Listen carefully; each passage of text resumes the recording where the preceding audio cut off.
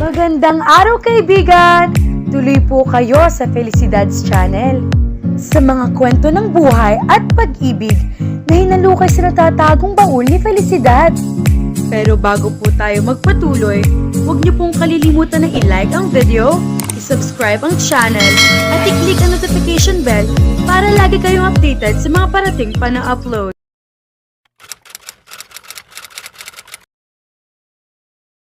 Akala ko ba'y nilinis mo na yung kwarto sa baba, Ama Paula? Mamaya na po, Nay. Anak ng... Kaninang umaga pagkatapos mag-usmal, sinabihan na kita na linisin mo yon. Sinabi mong mamaya na, tapos ang mananghalian mamaya pa uli. Aabutin pa ba ng hapon na hindi mo pa rin nalilinis yon? Bukas na darating yung uupa. Sabi niyo po mga tanghali pa bukas darating yung uupa, diba? Di pwede ko pang linisin kahit bukas ng umaga. Hay nako. Bakit pa kasi hindi mo maiwan-iwan yung pinapanood mong yan? Kasi nga, magkikita na yung bidang babae at yung bidang lalaki. Imagine, halos 7 taon silang hindi nagkita dahil pinaglayo sila ng mga magulang nila. Nakakakilig nga kasi mamaya pupunta sa burol yung lalaki. Tapos doon din pupunta yung babae at... tama na. Wala akong interest na sa pinapanood mo. Siguruhin mo lang na malilinis ka ng baba pagkatapos mong manood yan at ako'y babalik na sa pwesto. Ang pwesto na tinutukoy nito ay ang bangketa sa harap ng simbahan ng Quiapo. Okay. Karina! Hay naku po. Gigil na tumayo siya at nagmamadaling tinungo ang silid ng kanyang lolo Domingo. Pagpasok doon, naabutan niya ang 76 years old na lolo, nakaupo sa gilid ng kama. Karina! Alam na niyang ulyanin iyon. Ulyanin kasi ang lolo niya, marahil dahil kamukha raw niya ang kanyang yumaong lola Karina. Lo, nagugutom po ba kayo? Nakabalik na ba sa Malacanang si Marcos, Karina? Matagal na pong patay si Marcos, lolo. Sasamahan mo ba akong dumangalaw sa Malacanang, Karina? Lo, gusto mo bang magtimpla ako ng kape mo? Sabi ni Ben, isasakay niya ako sa kalabaw. Paano ang gagamitin ni tatay sa pag-aararo sa bukid mamaya? Sabi nga ng lola ko kanina, huwag muna ako mag-aasawa ng hapon. Bata pa raw ako, mali naman yung tari ng manok. Lo, mahiga ka na ulit magpahinga. Ano bang gagawin mo sa banga? May itinago ka ba roon na pilak? Magsabi ka nga ng totoo, Karina. Alam mo bang sa bawat pagpatak ng ulan, tumutubo ang mga buhangin? Hay nako. Karina. Bubulong-bulong na bumalik siya sa sala. Kung bakit naman kasi tiwala si nanay sa akin na pagtitinda sa Quiapo. Paula! Nakilala niya ang tininindig ng panakabatang si Alicio. O bakit? Sasama ka ba sa akin? Saan? Anong saan? Nakalimutan mo bang birthday ngayon ni Melanie? Ay oo nga pala no. Ano bang handa niya? Ginataang halo-halo raw. Yun din ang handa niya nung nakaraang taon. Wala man lang bang pansit. Alam mo naman na walang pera yung tao. Kaysa naman magluto siya ng ginataang halo-halo, ibili na lang niya ng kalahating kilo ng bihon yung pera. Nakalibre nga lang siya ng mga niyog na iniuwi ko galing Isabela kahapon, diba? Mareklamo ka talaga kahit kailan. O ano, tara na. Hindi pwede, maglilinis pa ako dyan sa baba. Bukas na raw lilipat yung uupa O siya, sumunod ka na lang kina Melanie mamaya. Sige. Inabala na nga niya ang sarili sa paglilinis ng medyo may kalakihang silid na nasa ibaba ng bahay nila. Ang bahay kasi nila ay isang lumang 2-story na gawa sa kahoy na matatagpuan sa kalye Bagong Buhay sa Balik-Balik. Elementaryo pa lang siya, ipinauupahan na ang silid sa ibaba. Malaking tulong iyon para sa pang-araw-araw nila na gastusin. Halos 5 taon na mula nang mamatay ang kanyang ama sa sakit sa puso.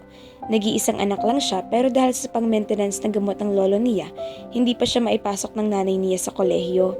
Paano kasi ay halos gabi-gabi na parang lagi may party roon. Kasama nito lagi ang mga kaklase. Nabubulabog sila kaya pinaalis na ng nanay niya. Bumalik na siya sa tais, dala ang walis tambo. Saka nagpalit ng damit para pumunta kina Melanie. Nasa Panay Street lang ang bahay ng mga ito, 2 kalye ang pagitan mula sa bahay nila. Pagbungad pa lang niya sa barong-barong na tirahan ni Melanie ay sinalubong na siya ni Ellie. Paula, halika na, kain na. Sandali lang, babatiin ko muna si Melanie. Nasaan ba siya? Mamaya mo na kausapin, nag-e-emote pa. Ha? Bakit? Nag-away sila ni Aling Tasing. Bakit daw? Paano? Ipinagpipilitan ni Aling Tasing na ipasok si Ningning sa club. Ano? Ang sama ni Aling Tasing, no? Sabay silang napalingon kay Aling Tasing na nanggaling sa kusina ng bahay. Magandang hapon po, Aling Tasing. Narinig ko yata ang pangalan ko, Ellie. Ho? Sabi ko po kay Paula, masarap itong ginataang halo-halo na luto ninyo. Lah, kumain na kayo sa loob. Dalian niyo at mamaya ng kaunti ay aalis na kami ni Melanie. Lumabas na ito ng bahay. Nagtungo sila ni Ellie sa kusina. Sila na ang nag-asikaso sa mga sarili nila. Maya-maya ay lumabas si Melanie mula sa silid na may kortina bilang pintuan. Medyo mugto ang mga mata. Happy birthday, friendship. Hoy, ano ka ba? Nabati ka lang ay nagdrama ka na agad dyan. Ito ang pinakamasaklap na birthday ko, Paula. Nabanggit nga ni Ellie sa akin ang tungkol sa plano ng nanay mo na pagtrabahuhin ka sa club. Saan club ba yun? Sa Malate, kay Mr. Chu. Hindi maganda magtrabaho ka roon, Melanie. Oo nga. Delikado. Tiyak na mapapariwara ka ron. Yun din ang sabi ko kay nanay pero ipinagpipilitan pa rin niyang gusto niya. Mas malaki raw ang kikitain ko ron kaysa sa pagtinda ng kakanin. Mas marangal na trabaho naman ang pagtitinda ng kakanin kaysa sa pagtatrabaho sa club, no? Marumi ang tingin ng mga tao kapag ang isang babae nagtatrabaho sa club. Alam mo naman yun, di ba? Ang dahilan ni nanay, kailangan ko raw magtrabaho dahil lubog kami sa utang kay Mr. Chu noong ma-ospital si Bunso. Noong nakaraang taon kasi ay na-ospital ang bunsong kapatid ni Melay na si Motoy dahil sa dengue. Ibig sabihin, kapag nagtrabaho ka sa club ni Mr. Chu, iaawa sa sahod mong utang ninyo. Paunti-unti raw, iyan ang napag-usapan nila ni nanay. Hala, kain na nga muna tayo. Kalimutan muna natin ang problema at baka lumamig na itong ginataang halo-halo. Uy, bumili ka muna kaya ng RC, sabi niya kay Ellie. Sige, may swing kanta naman ako rito. Mabutit na isama ko ng kanina ng pinsan ko sa pamamasada niya sa jeep. Dalawahin mo na pagsolo si Melay, seryosong kinakausap niya ito. Kausapin mo uli si Aling Tasing. Baka naman hindi mo na kailangan magtrabaho sa club. Sabihin mo, pag-iipunan mo na lang ang kikitain mo sa pagtitinda. Pero may punto rin naman siya, Paula. Magkano lang naman kasi kinikita ko sa pagtitinda, di ba? Halos kulang pa nga sa pang-araw-araw na gastusin namin. Tapos namamasahe pa si Moti sa pagpasok sa school. Samantalang kung sa club ay magtatrabaho, pwede ko raw kitain ng 500 pesos o higit pa sa isang gabi. Pero hindi tama na magtrabaho ka roon. Pangit tingnan. Paula? Hi, ikaw ang bahala. Alam mo na kung ano ang tama at mali. Bakit ba kasi ipinanganak tayo mahirap, Paula? Sinabi mo pa. Sumilip si Paula sa bintana sa sala ng tanghaling iyon nang marinig ang paghinto ng isang sasakyan sa labas ng gate. Isang asul na Toyota Corolla ang nakita niyang pumarada doon. Ang hula niya ay iyon ang hinihintay niyang tenant nila kaya agad niya pinatay ang TV at nagmamadaling pumanaog ng hagdan. Magandang tanghali. Bati ng matipon at matangkad na lalaki. Moreno ito, guwapo. Nakasuot lang ito ng cargo shorts at itim na t-shirt. Magandang tanghali rin. Ikaw si Greco? Ako nga, pero tawagin mo na lang akong Gray. Ako naman si Paula. Nice to meet you, Paula. Ang ganda naman ng pangalan mo. Iyon ba ang tunay na pangalan mo o palayaw lang? Palayaw lang at huwag mo nang itanong kung ano ang tunay. Halika, pumasok ka na. Gandang tanghali, miss. Bati sa kanya ng kasama nito. Siya nga pala si Henzon, kaibigan ko. Kumusta, Henzon? Mabuti naman, Paula. Ngiting-ngiting tugon nito. Naamuse siya sa kapormalan ng kanilang pleasantries. Sinimulan na ng dalawa ang paghahakot ng mga gamit patungo sa silid na uukupahin ni Gray. Nakitulong na rin siya kahit panay ang tanggi nito. Mga magagaang baglang naman ang binuhat niya. Salamat, Paula. Dapat pala magpamerienda ako. Pwede. Puro pagkain ang nasa utak ko. Kaya hirap ka magbuhat dahil sa katabaan mo, sabi ni Gray, pero dumukot na naman pera sa bulsa at iniabot sa kaibigan. Napakamot si Henzon. Saan bang tindahan dito, Paula? Diyan sa tapat pero wala silang soft drinks dyan kaya doon ka pumunta sa Batanes. Ha? Batanes? Batanes Street? Ah, okay. Taga saan ka nga uli, Gray? Taga Cavite. Talaga? Saan doon? Taga Cavite rin kasi ang tatay ko, sa Alfonso siya ipinanganak at lumaki. Naroon yung kapatid niyang old maid. Yung isang kaibigan ko naman ay sa Amadeo ang hometown. Aba, sa Amadeo rin kami. Ha? Talaga? Naku, pareho pala kayo ni Ellie. Nakapasyal na ako roon. Nagpunta pa nga kami sa Balit Falls eh. Ah, okay. Maganda nga ron. Oo nga. Nagtatrabaho ka na ba? Oo. Saan? Sa Jitwazon. Saan doon? Sa Pacific Bank? Parang ngayon ko lang narinig ang bangkong yun ah. Bagong bukas lang kasi nung nakaraang linggo ang branch na iyon, pero nagkalat na rin ang branches dun sa Luzon at Visayas at may binuksan na rin sa Davao. Kaya pala. Nasaan nga pala si Aling Dina? Nasa Quiapo. Nagbilin siya na ako na lang ang magpatuloy sa iyo rito sa pagdating mo. Hindi kita naabutan ng isang linggo nang silipin ko itong kwartong to. Naglamyerda ako kasama yung dalawang kaibigan ko. Ah, teka, nag-aaral ka ba? Hindi eh. Ha? Bakit? Marunong na naman daw ako magsulat at magbasa, sabi ni nanay. Ano? Walang anda. Siya lang kasi ang kumakayod sa amin eh. Pero nakapag-high school naman ako kahit paano. So, tambay ka na lang ngayon? Hindi naman. Nagbabantay ako sa lolo ko, sa lolo Ingo ko. Ah, oo nga pala. Nabanggit din sa akin ni Aling Lina noon na nariyan nga raw ang lolo mo. 3 lang kayo, di ba? Oo, puro buraot ang mga kasama ko rito. Si nanay, sobrang magbunga nga. Araw-araw yun ha, kaya binabalaan na kita. Huwag ka mapibigla kung magigising ka na akala may mag-aamok dito. Nakapag-down at deposit ka na kaya okay lang na madismaya ka. Anyway, iyong lolo Ingo ko naman ulyanin na. Puro si Marcos ang bukang bibig.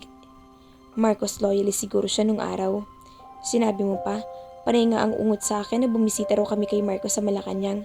Ang close nila no? Lalong lumakas ang tawa nito. Tuwing umagay, inaalalay ni Paula ang lolo Ingo niya sa pagbaba para tumambay sa harap ng bahay. Dito lang kayo't dadalhin ko kayo ng kape rito, Lo. Gusto mo rin ba ng tinapay? Tinapay? Kapag nilagyan mo ng keso, kikinis yon. Ano naman yun, Lolo? Sapatos na pag pinahiran ng kiwi, kikinis? Morning, Paula. Bati ni Gray. Magandang umaga, Gray. Kagigising mo lang? Oo. Aba, 8:00 na ah. Malilate ka niya sa trabaho. Ulyanin ka na rin gaya ni Lolo Ingo. Sunday ngayon. Ay, oo nga pala. Ay naku, nakakahawa talaga si Lolo. Siya ba naman ang makasama mo araw-araw? Ewan na lang. Okay lang yan. Harmless naman siya eh. Wala ka bang balak na mag-college? Kahit 2-year course man lang. Gusto ko sana kaso wala ngang adolesya. 'Di ba? Pwede ka mag-working student sa Jollibee o kaya sa McDo. Mahirap din. Kung mag-aaral ako, sino mang babantay kay Lolo? Hindi siya pwede mag-isa rito sa bahay, baka umeska po nang wala sa oras. Kung sa bagay. Teka, nagkape ka na ba? Teka, akyat tayo sa taas at magtitimpla ako ng kape para sa atin. Hindi pa rin ako nagkakape. Masayang ipinagpatuloy nila ang kwentuhan habang nagkakape sila sa sala pagkatapos niyan dulutan ng sarili nitong puswelo si Lolo Ingo. Nagpaalam din agad si Gray pagkatapos magkape dahil may lakad daw ito't maghahanda na. Sino yung gwapong lalaki na nakasalubong ko sa gate? Ah, baka si Gray yun. Yung matangkad, Ellie? Oo, gwapo ba talaga? Oo eh, nakalamang ng 4 na paliko sa akin. Masunog naman sa'yo yun. Teka, naligaw ka yata. Ibabalita ko lang sa'yo na magsisimula na si Melay mamayang gabi sa club. Aray ko. Hay. Sinermonan ko nga uli siya kagabi. Binibiro na nga siya ng iba na magtinda raw siya ng bibingka. Eh, tinutuon na yata ang birong yun. Tiyak na kapag nasa club na siya, magtitinda na talaga siya ng bibingka niya. Loko, ikaw talaga, bakit mo pinag-iisipan ng masama si Melay? Posible naman yung sinabi ko, di ba? Kung talagang ayaw niya magtrabaho sa club, kahit nakalag ka rin siya ni Aling Tasing, papunta sa Malate, hindi siya papayag. Intindihin na lang natin si Melay. Kapit patalim na siya eh. Kawawa naman. Oo nga eh, nasasaktan lang ako kasi parang kapatid ko na siya. Oops, baka naman parang kapatid lang kuno ang turing mo sa kaibigan natin yon, pero may pagnanasa ka na ha. Loka ka, ibang gusto ko no? Iba? Sino naman? Ikaw. Yak, Ellie, mangilabot ko nga sa sinasabi mo. Hello? Kung makapagsalita ka para naman akong may kurikong. Hindi lang kurikong, kundi an-an na nakakahawa. Simimangot ito pero maya-may sumeryoso. Di ka ba talaga naniniwala sa akin, Paula? Ewan ko ba kung bakit hindi o ibang pakiramdam ko para sa'yo. Hindi ka naman kagandahan, hindi makinis ang mukha at may itinatago ka pang peklat dyan malapit sa singit mo. Yung souvenir ng pagkahulog mo sa puno ng aratiles sina Aling Norma sa Rural Street. Pero in love ako sa'yo eh. Anong magagawa ko? Gusto mo bang sandukin kita riyan? Mangilabot ka nga sa sinasabi mo no. Samahan mo ako magsimba mamayang hapon at nang makapagkumpisal ka sa kahalayan pinagsasabi mo. Tingnan mo tong babaeng to. Dapat ngay matuwa ka dahil may nagkakagusto sa'yo. Pagkasabi niyon ay bubulong-bulong na lumabas ito ng bahay. Hoy, alas 5 mo ako sunduin ha?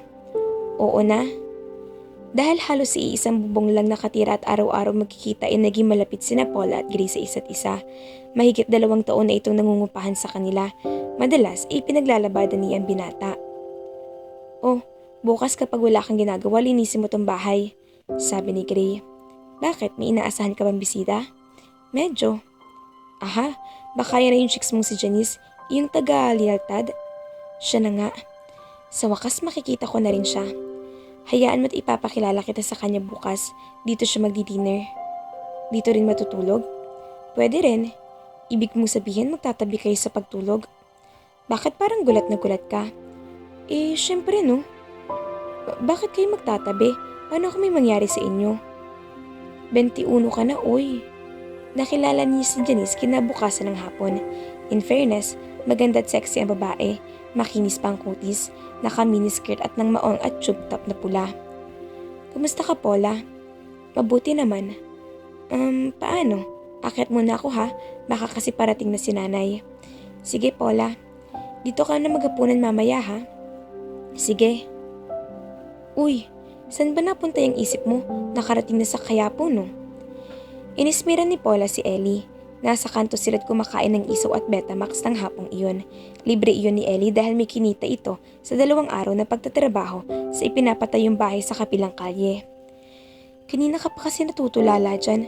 Akala ko hindi ka na nasasarapan sa isaw ni Manang Loida. Hoy Ellie, wala pang nagrereklamo sa isaw ko ha. Ako palang Manang, mukhang nakalimutan niyo yatang linisin ng isaw eh. Lasang-lasa pa ang flavor.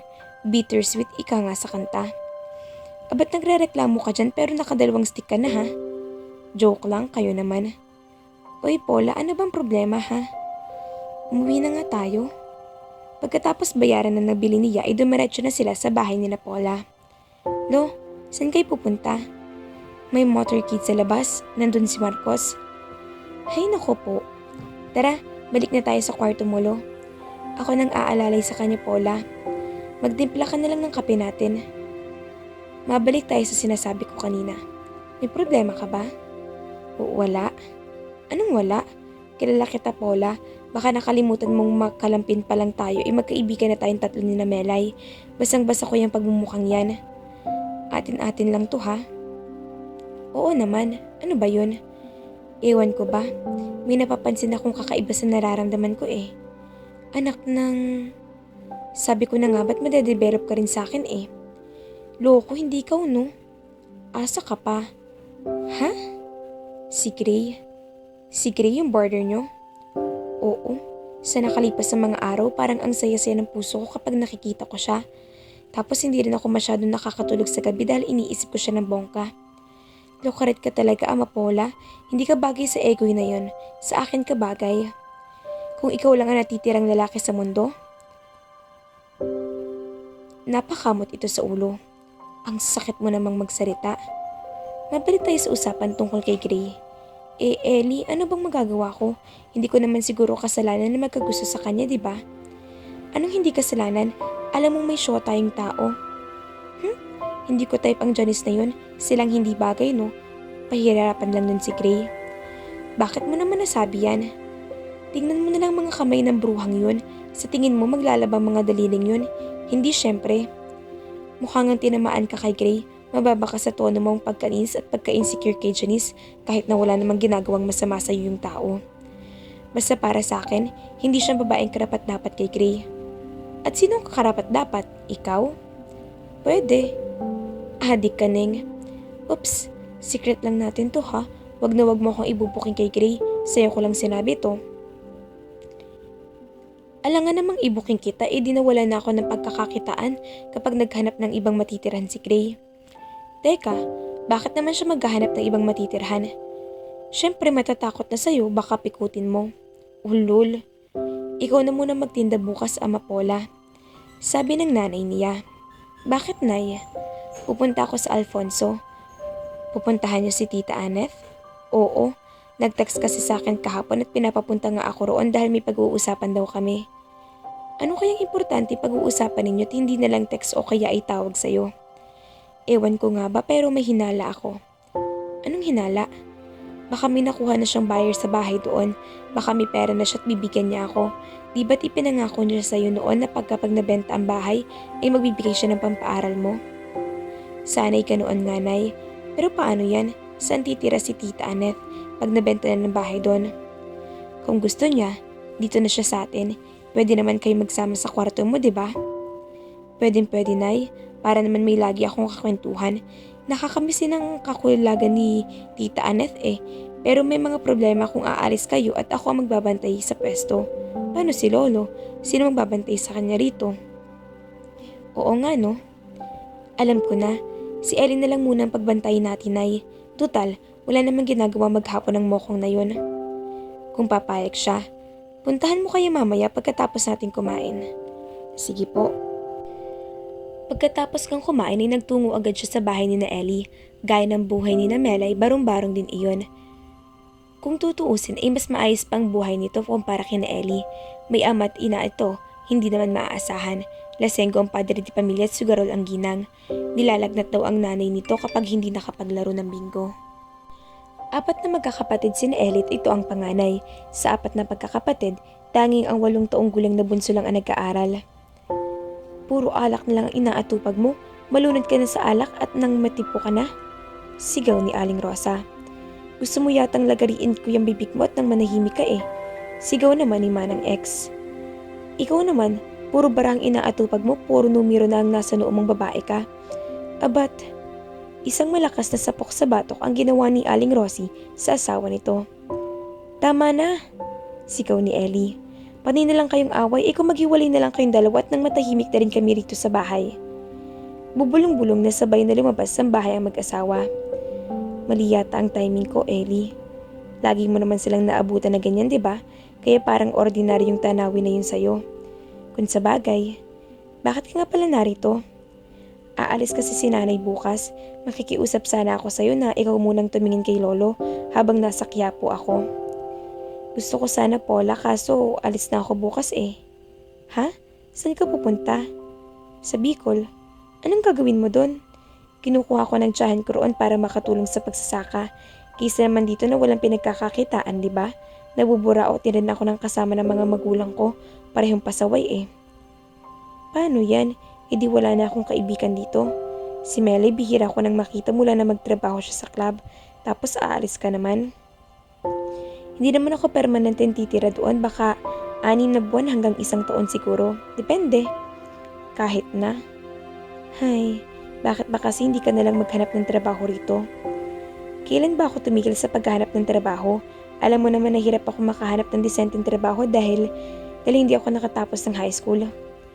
Buti ka pa nga at nakagraduate. Talagang bukas ka na aalis? Oo. Mamimiss kita, Ellie. Ako rin. Ingat ka roon ha, mag-text ka sa akin palagi. Memorize mo naman ang cellphone number ko. Yumakap siya rito bago siya tuluyan nagpaalam. Dahil walang magbabantay kay Lolo Ingo, ay hindi na nagtinda si Paula sa Quiapo. Madaling araw na kinabukasan nakabalik sa Maynila ang kanyang ina. Anak, may boyfriend na ang Tita Anneth mo. Talaga, Nay? Kaloka ha, hindi ako makapaniwala. Maniwala ka, ipinakita niya sa akin ang picture ng boyfriend niya. Sinong boyfriend niya? Taga saan? Anong pangalan? Henny ang pangalan. Amerikano raw. Wow, bongga. Naks, ang swerte ni Tita Anneth. Tingnan mo nga naman, oo. Akala natin wala nang pag-asang makapag-asawa pa siya. Pero paano yan? Nagmenopause si Tita, di ba? Okay lang yun. Hindi naman naghahangad na magkaanak si Henny. At ang mas maganda pa, magpapakasal sila. Gwapo ba yung Henny, Nay? Ano kulay ng mata? Blue ba o green? Sobrang tango siguro ng ilong nun ano? Ang tangkad siguro. Hay, itim din ang mga mata. Mga hindi nga kagwapuhan, sarat pa nga ang ilong. Ha? Negro siya? Ha? African-American di umano ang tawag, nanggaling daw sa angka ng mga alipin noong unang panahon sa Louisiana, tagapitas ng bulak. Baka naman kamukha ni Dwayne Wade, Kerry na rin. Kung sino man na sinabi mo, natitiyak kung hindi kamukha. Si Idi Amin daw ang kamukha. Sino yun? Ewan ko, sabi lang ng amiga ng tita mo na nanatnan ko roon. Kaya ano pang itsura nun, walang karapatang mamili ang tiyahin mo, mabuting at may nakagusto pa sa kanya, no? Kung sa bagay, ano nga palang napag-usapan ninyo ni tita? Nabanggit nga niya na kukunin siya ni Henny sa Amerika kapag na-i-process na yung fiancé visa niya. Doon na lang daw tayo tumira sa Alfonso at itong bahay natin ay paupahan na lang.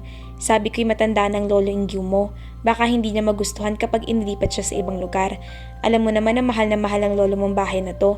Sabi naman ni Annette, pwede rin na yun ang bahay na lang doon ang paupahan at yung bayad sa upa ay ako na lang ang kumuha buwan-buwan para pandagdag sa gastusin natin. Okay yan, Nay. Kailan kaya siya makakapunta sa Amerika? Hindi pa sigurado, nung nakaraang buwan lang daw na umpisahan ang pagpuproseso ng visa niya. Ang story building na iyon sa Gintuazon ay sakop lang ng Pacific Bank. Kung titingnan mula sa labas, ordinaryong bangko lang iyon. May 2 security guard na naka-uniforme sa labas ng pinto. Sa parking lot ay may mga naka-reserve na space para sa mga empleyado. Pagpasok sa loob, masisilayan ng mga teller sa kabila ng glass partition. Ngunit ang naturang mga empleyado ay hindi simpleng teller lamang. Sa bandang likuran ay may pinto na pagbukas ay may lihim na pinto sa sahig, patungo sa state-of-the-art basement. Ang Pacific Bank ay front ng Special Elite Force para sa mga block operation ng NBI, ang Tamaraw Unit. At doon nagtatrabaho si Gray. Sa basement ay may mahigit 10 cubicle para sa mga agent na gaya niya. Naroroon din ang conference room na madalas silang pinagmimitingan kung mayroon silang isasagawang operation. May emergency operation sila. Okay guys, we will all head for Mr. C's house. Utos ni Major Arias. Sumakay sila sa isang puting L300 at iniwan ang kanya-kanyang sasakyan. Nasa isang plush village sa Makati ang bahay ni Rustica C. Natatakot ako, Major. Naisip ko kanina na maaring mapahamak ang anak ko kapag ipinatuloy niyo ang rescue operation. Huwag ka mag-alala, Mr. C. Isa sa alang-alang namin ang safety ng anak mo. Kung alam namin na mga nganib ang buhay niya, hindi namin itutuloy ang operasyon. Ipinapangako namin sa inyo na gagawin namin ang lahat para mailigtas ang anak ninyo. Salamat sa inyo. Ivana's only 19. Nasa Mega Mall siya kaninang tanghali kasamang isang kaibigan. Pauwi na raw sila at nasa parking lot nang biglang may humintong itim na van at bumaba ang 3 lalaki. Kinaladkad nila si Ivana papasok sa van. Sasaklolo sana ang kaibigan niya pero tinutukan ito ng baril kaya hindi na nakahingi ng tulong. Mabilis na umalis ang van, tangay ang anak ko. Huwag mo munang sagutin, Mr. C. Papa, get ready to tap. Yes, sir. Relax lang, Mr. C. Huwag kang kabahan. Ang importante ay makakuha ko ng sapat tayong impormasyon. Tagalan mong pakikipag-usap para matrace natin kung saan galing ang tawag. Tumango ang negosyante. Go. Hello? Ako nga. Huwag na huwag niyo sasaktan ng anak ko, pakiusap. Magkano bang kailangan ninyo? Napatingin ito sa kanila. Jesus, gusto ko makausap ang anak ko. Ivana, baby? Are you okay? Did they hurt you? Don't worry, sweetie. Yes, I will. Shh, don't cry. Daddy will make sure you'll be okay. Tumagal ang pakikipag-usap ni Mr. C sa mga kidnapper ng anak nito. Sir Positive, San Andres, Manila. Naging mabilis ang kilos nila at agad na nagtungo sa Malate, isang apartment na kinaroroonan ng mga suspect. Kumilos ang lahat ng miyembro ng Tamaraw Unit. Alam na nila kung paano lulusob. Tahimik na tahimik ang nangyaring matagumpay na operasyon. Sa sumunod na linggo'y naging busy na naman sila. Guys, I want to inform you all na noong nakaraang Sabado ay nakausap kong AFP spokesman na si Brigadier General Ramoncito Balita. Ididispatcha bukas ang 2 elite forces ng AFP upang tugisin ang banditong Obisayaf sa Isabela. Ipinadala na rin ng AFP ang 20 membro ng Naval Operations Group ng Philippine Navy sa Tawi-Tawi at Zamboanga. These men were deployed to strengthen the armed forces at fight against terrorists in Mindanao, which they vowed to put an end to. And guys, that is what we are going to do too. Hihingi ng armed forces ang serbisyo natin. Tutulong tayo sa pagpuksa sa mga terorista. Tugisin sila para sa hinihilang kapayapaan ng mga sibilyan doon at sa buong kapuluan. Is that clear? Yes, sir. Good. Nag-level up ang TU. Hindi na basta sindikato. One time, big time ito. But who knows? Madaling araw pa lang kinaumagahan, lahat ng Tamaraw unit agents na kinabibilangan ni Gray ay nasa Villamore Air Base. Kanina ka pa text ng text dyan ah. Makulit kasi itong si Anita eh. Kung alin nga naman kasing nakakuha siya ng 1 week leave sa call center, saka naman tayo magkakaroon ng assignment sa Basilan. Pag minamalas nga naman. Hayaan mo na kamot sa 1 buwan lang naman tayo roon. Sa tigang na raw ang syota kong to. Natawa siya. Hindi nagtagal, sumakay na sila sa C-130 plane. Alpha 41 to Mega 1 right? Get ready.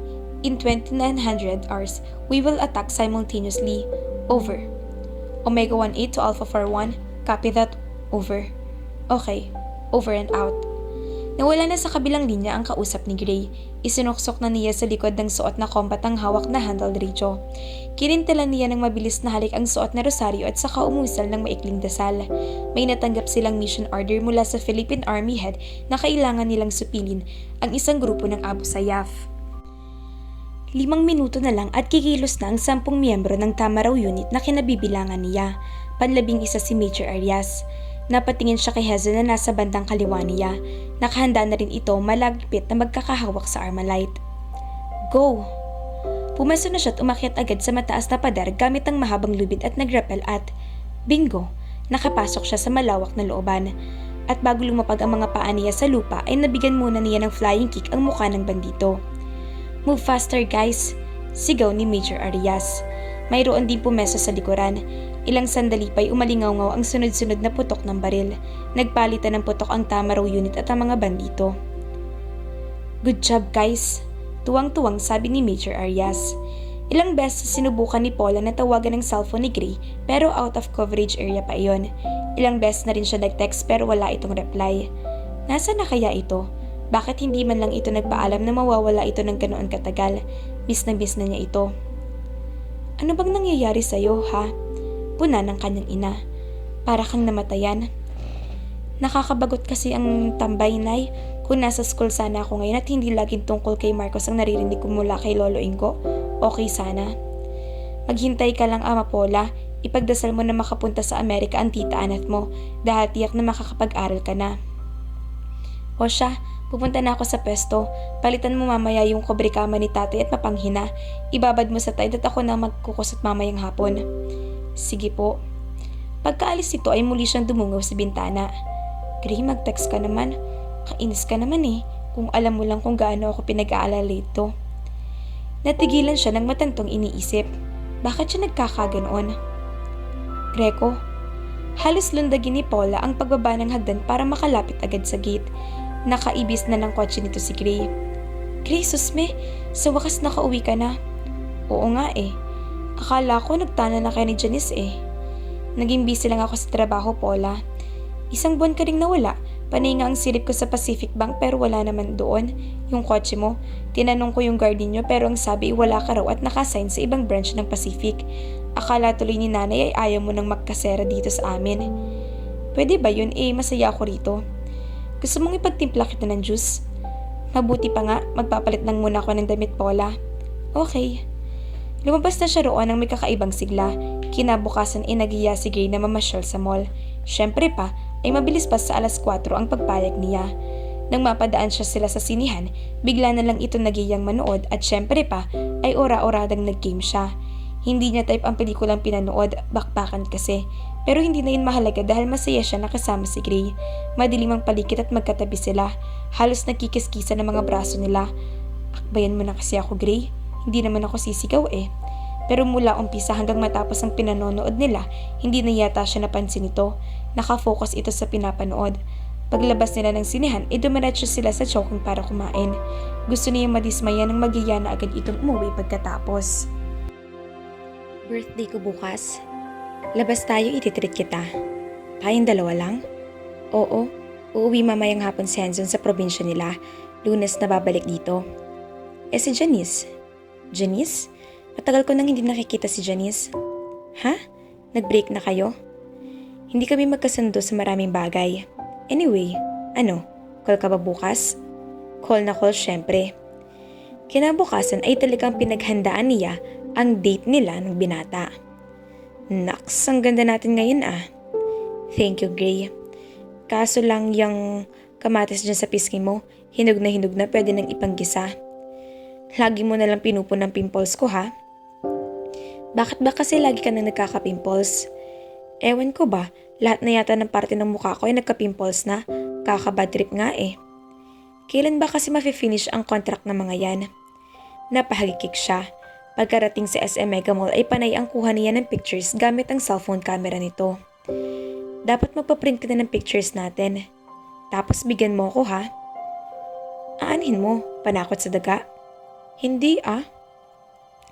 Iipit ko lang naman sa ilalim ng unan ko. Pagbalik nila sa bahay, nadat na niya ang lolo niya sa labas ng silig nito at may hawak na lumang rubber shoes. Karina! Lo, bakit? Anong gagawin niyo dyan sa sapatos niyo? Anong rubber shoes? Bumalik na kayo sa kwarto niyo, Lo. Ipagbabalat kita ng banggang hinog. May pasalubong kami ni Gray sa'yo. Mangga?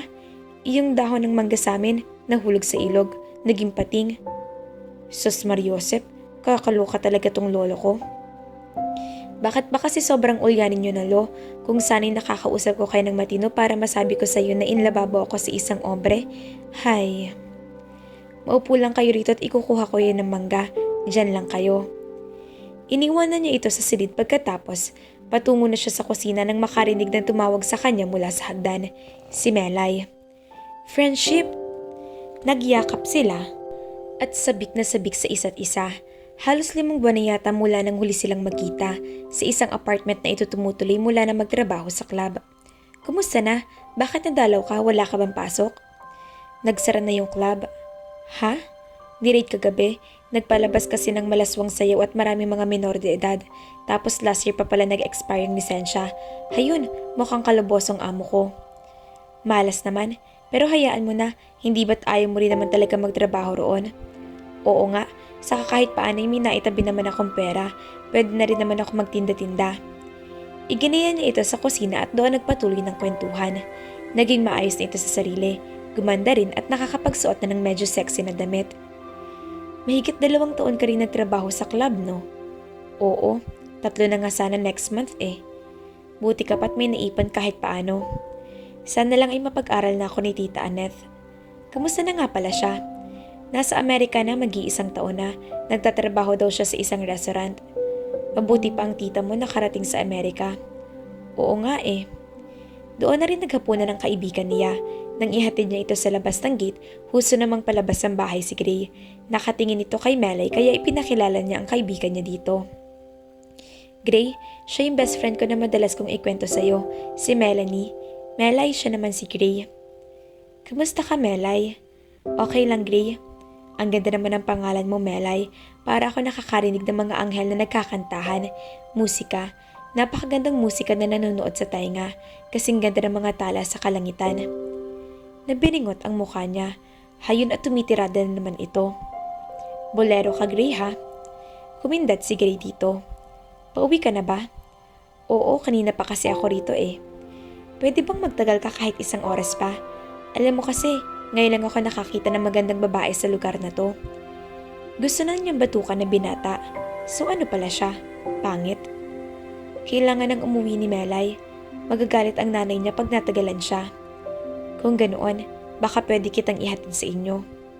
Sige, okay lang. Bye, Paula. Duweto ng dalawa ng palabasan ng gate.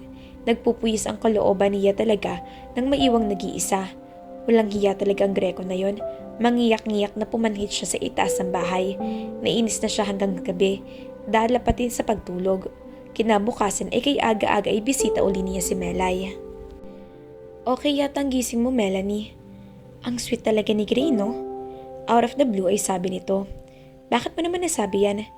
Nang ihatid niya ako kagabi, ang sweet niya at sobrang gentleman. Tapos nakipagpentuhan pa siya kay nanay at mukhang okay siya kay Mudra kahit na alam mo naman ang ugali nun. Tapos, sinabi ni Gray na dadalaw raw siya sa bahay sa mga susunod na araw. Hindi niya ipinahalata ang matinding selos sa kanyang dibdib. Ganoon ba? Sabi na lang niya. Hindi na siya nagtaka nang mapadalas ang pagdalaw ni Gray kina Melay. Kung minsan ay nakikita niya ito paglabas ito ng gate at may bitbit na punpon ng mga bulaklak at chocolate bar. Mangyak-ngyak siya pero wala naman siyang pwedeng pagsabihan kung sana ay naroroon si Ellie. Pero mukhang wiling-wili na ito sa Bicol at wala na yatang bumalik na umuwi. Aalis ka?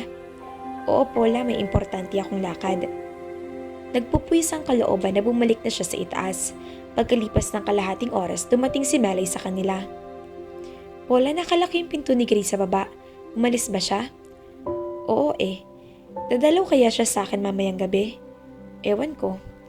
Hay, tinamaan na yata ako kay Gray, Paula. Gwapo na, maginoo pa. Paula, kung sakaling maging kami ni Gray, dapat ay maghanap ka na rin ng boyfriend ha, para masaya tayo. For some. Paano ako magkahanap ng boyfriend kung ang lalaking gusto ko ay nanliligaw naman sa'yo? Bakit mugto yung mga mata mo? Iniiwas si Paula ang mga mata sa kanyang ina. Kagigising lang niya at nagtungo siya sa kusina para magkape. Nangangati kagabi yung mata ko kaya kinuskus ko, Nay. Napaniwala yata niya ito kaya hindi na ito nag-usisa pa. Hindi niya maaring aminin na halos magdamag siyang umiyak nang sabihin ni Gray sa kanya na sinagot na ito ni Melay. Ibig sabihin, ang secret love niya ay boyfriend ng best friend niya. Ang saklap. Siya nga pala, tumawag sa akin ng tita Anat mo kani-kanina lang. Sabi niya mag-enroll ka na raw sa susunod na pasukan. Maayos naman na daw ang trabaho niya roon. Tapos may sustento rin siya mula kay Henny. Kahit paano ay nabawasan ang lungkot sa tip-tip niya. Talaga, Nay? Oo, Abril na ngayon. Sa susunod na buwan ay pwede ka na mag-enroll. Yay! Ano bang kursong gusto mong kunin? Wala pa po ako naiisip, Nay.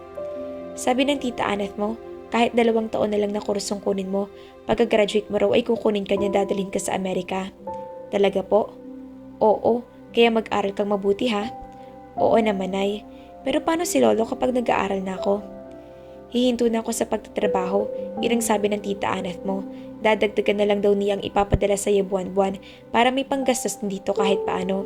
O kaya ay magtitinda na lang ako siguro ng barbecue dyan sa tapat para mabantayan ko pa rin ang lolo mo. Okay po yan, Nay. Masaya siya buong maghapon, ngunit kinagabihan ay bumalik na naman ang lungkot sa tiptib. Nang matanaw si Gray mula sa bintana na palabas sa gate.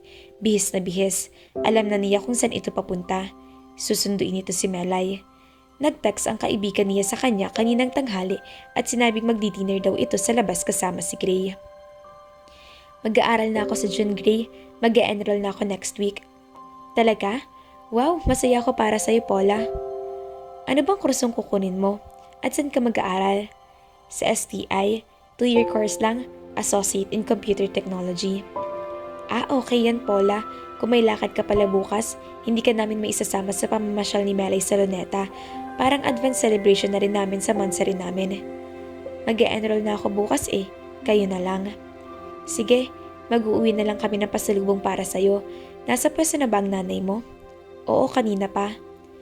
Habang nakikipag-usap dito ay tuloy lang pagwawalis niya. Inabala niyang sarili dahil ayaw niya mag-entertain ng lungkot sa dibdib. Ganoon ba? Mamayang hapon pag uwi niya, sabihin mong kakausapin ko siya ha. Tungkol saan? May nabili akong lumang townhouse malapit sa Pacific Bank. Uumpisahan ko nang iparenovate next week. At balak mong doon na tumira pagkatapos ng renovation. Oo, Paula, para lalakarin ko na lang ang papasok sa trabaho. Saka para kapag bumibisita mga kamag-anak ko ay may matutuluyan sila. Ikaw ang bahala. Kahit naman wala na ako rito, magkaibigan pa rin tayo, di ba? Oo naman. Ikinagulat niya nang bigla siyang yakapin ito. Mamimiss kita, lalo ng kakulitan mo. Bisitahin mo ako lagi dun ha. Gusto niyang maiyak sa balikat nito ng mga sandaling iyon, ngunit nagpigil siya ng husto. Oo naman. Estudyante na uli si Paula pagkatapos ng mahigit 4 na taon. Hindi siya gaanong excited kahit pa may mga kaibigan agad siya sa school.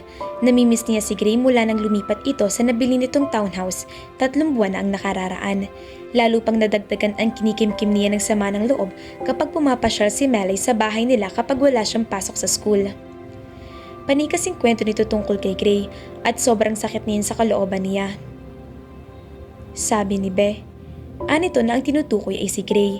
Iyon ang endearment ng mga ito sa isa't isa, short for Bebe. Hihinto na raw ako sa pagtitinda ng kakanin. Bibigyan na lang daw niya ako ng puhunan para magtayo ako ng maliit na tindahan sa tapat ng bahay namin. Sweet niya talaga, no?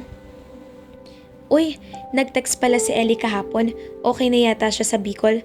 Magkatulong sila ni tito niya sa bukid. Naengkwento nga niya sa akin niya noon. Ganoon ba? Nakakamisin ng lokong yun, no? Oo nga. Gusto mo bang sumama sa akin sa bahay ni Bes sa linggo? Magluluto raw siya ng carbonara. Kayo na lang, marami akong project na gagawin eh. Paula, may napapansin ako sa'yo. Para kasing hindi ka masaya kahit na noong maniligaw pa lang si Grace sa akin. Hindi ka ba boto sa kanya para sa akin? Aba, hindi Melay. Boto syempre, mabait at gwapo si Gray. Kung ganun, bakit parang hindi ka lubos na masaya? Madalas ko rin napapansin na parang ayaw mo kami makasama. Nainggit ako sa inyong dalawa. Kapag nakikita ko kayong sweet, parang gusto ko na rin magka-boyfriend pero wala namang nanliligaw sa akin.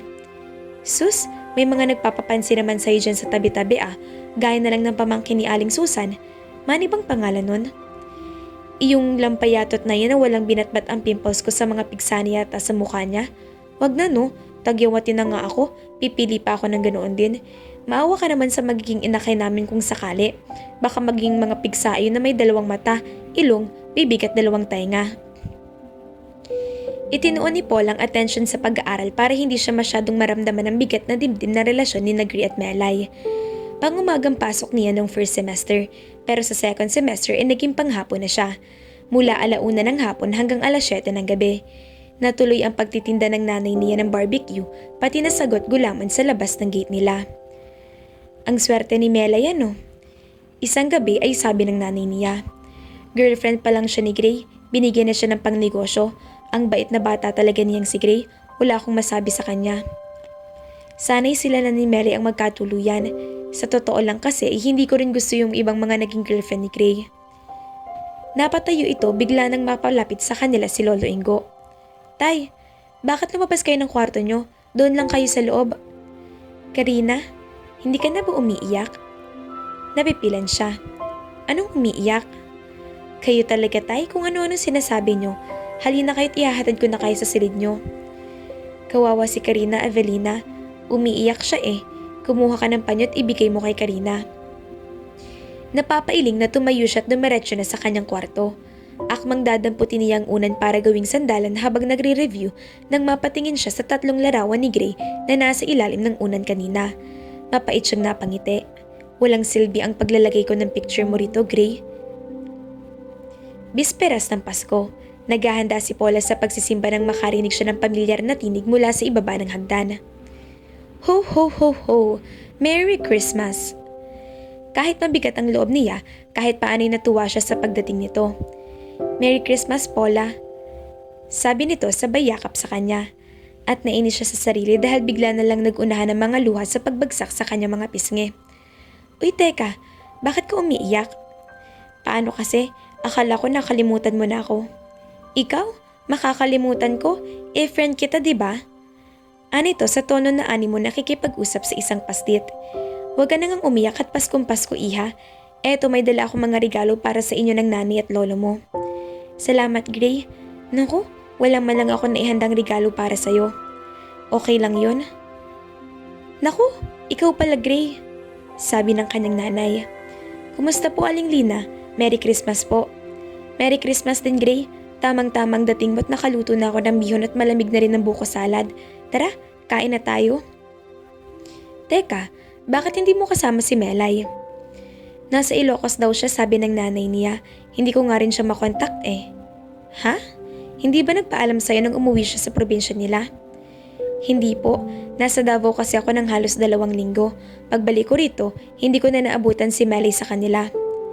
Naku, malungkot pala ang Pasko mo kung ganoon, Gray. Mabutit na isipan mong pumunta rito sa bahay para may kasalo ka sa Noche Buena. Oo nga po eh. O paano? Magbibihis na ako. Sabi ni Paula pagkatapos kumain. Baka malita ko sa simbahan. Napatingin sa kanya si Gray. Sumama na lang kaya ako sa'yo para mabawasan naman ng kaunti ang mga kasalanan ko. Ikaw? Casual na sagot niya. Kumusta na nga pala kay ni Melay? Ewan ko kung okay pa kami o hindi na. Ha? Nang magpunta ako sa bahay nila, pakiramdam ko'y parang may itinatago ang nanay niya sa akin. Basta, yun ang feeling ko. Tapos hindi ko alam kung bakit hindi ko makontak si Melay. Hindi naman nun hilig na magpatay ng cellphone. At bago sana siya umuwi sa probinsya, nag-text man lang sana sa akin, di ba? Oo nga. Anyway, wag na muna natin siyang pag-usapan. Paskong Pasko pa naman, ayaw ko maging malungkot. Sa sinabi nitong iyon ay napatunayan lang niya na mahal talaga nito si Melay. Hindi niya ito kinakitaan ng lungkot nung nakipaghiwalay ito sa sino man sa mga naging nobya niya noong nagkakasera pa ito sa kanila. Na-deflate ang puso niya. Hindi na umuwi sa Maynila si Melay mula nang umuwi ito sa Ilocos Norte. Pebrero na't naawa na si Paula kay Gray dahil para itong tanga na nag-aabang sa pagdating ng babae. Isang gabi na kadarating lang niya mula sa school ay sinalubong agad siya ng nanay ng chika. Sus Mariano, Paula, nag-asawa na pala si Melay sa Ilocos. Nashock siya. Paano nangyari yun? Ito palang dating kaibigan ni Melay na katrabaho niya sa club noon ay nakapag-asawa ng hapon. Nang magbakasyon daw yung kaibigan ng hapon sa pagudpud ng Disyembre, hayun, nakipagkita si Melay. Matagal na palang inirereto ng kaibigan ni Melay yung hapon sa kanya. Matandang hapon daw pero sobrang yaman ama Paula. Paano nagawa ni Melay yun, Nay? Aba, masisisi mo ba siya? Sa hirap ng buhay, saan ka ba kakapit? Sa pogi o sa pera? Hindi man pobreng matatawag si Gray, tiyak na wala sa kalingkingan niyang yaman ng napangasawa ni Melay. Tama lang ang naging desisyon ng kaibigan mo, anak. Magbubuhay rin na nga naman siya sa piling ng hapon na iyon. Sobrang yaman daw talaga kasi. Ang swerte ng kaibigan mong yun. Alam na kaya ni Gray ito, Nay? Aba, ewan ko. Mismong si Tas yung nagkwento sa akin. Bukas nga'y pupunta raw sila sa Ilocos para makilala yung manugang niya. Baka doon na rin daw magpapatayo ng mansyon yung hapon para kinatasing. Nagpalit lang siya ng pambahay at saka nagpaalam sa ina para pumunta kina Melay. Gusto niyang malaman kung totoo ang chismis ng nanay niya. Magandang gabi po. Hindi na po ba kayo magtitinda, Aling Tasing? Hindi na, Paula. Naku, sa yaman ba naman ang panugang ko? Nakakahiya naman kung rumaraket pa rin ako sa ganong small time sus. Alam na po ba ni Gray na may asawa na si Melay? Oo, kagagaling niyang dito kanina. Ipinagtapat ko na para hindi na siya umasa pa. Okay naman si Gray, Paula, pero kailangan maging practical ni Melay, di ba? Pagod na siya sa hirap ng buhay. Gusto ko rin niyang gumanhawa naman ang buhay namin. Naiintindihan ko po si Melay, Aling Tasing. Oy, Paula, kumuha ka kaya ng mga delat at noodles dito. Iuwi mo. Naku, wag na po. Hindi ko pa babayaran sa'yo, Paula. Kumindat pa ito sa kanya, napilitan siyang tanggapin ng supot na pinaglagyan nito ng canned goods at instant noodles. Nagpaalam na rin agad siya rito at nag-tricycle patungo sa bahay ni Gray.